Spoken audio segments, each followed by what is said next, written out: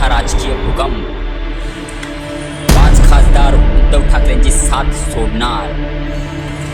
सर्व खासदार मोठ्या पक्षांच्या संपर्कात।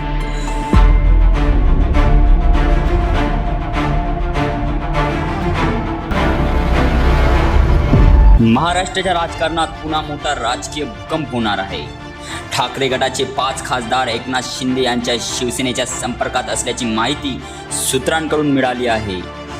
महाराष्ट्रात लवकर ऑपरेशन टायगर पूर्ण होणार असल्याची माहिती विश्वसनीय सूत्रांकडून मिळाली आहे।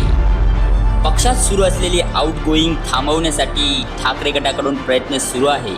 येत्या पावसाळी अधिवेशनात ठाकरे गटाला मोठा धक्का बसण्याची शक्यता आहे।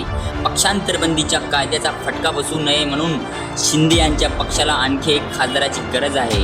एक खासदारांशी देखील संपर्क सुरू आहे। दरम्यान यापूर्वी देखील शिवसेना युबीटीचे 6 खासदार संपर्कात असून लवकर मोठे प्रवेश होणार असल्याचा दावा उदय सामंतांनी केला होता। सुधाकर बडगुजर भाजपात जाणार असल्याच्या चर्चा राजकीय वर्तुळात सुरू असताना सुधाकर बडगुजर यांची ठाकरे गटांच्या शिवसेनेतून हकालपट्टी करण्यात आली। पक्षाविरोधी कृतीमुळे सुधाकर बडगुजर यांच्यावर कारवाईचा बडगा उभारण्यात आलाय। मंगळवारी बडगुजर यांनी पक्षविरोधात जाहीर नाराजी व्यक्त केली। तसंच पक्षात 8 ते 10 जण नाराज असल्याचं वक्तव्य देखील त्यांनी केलं होतं।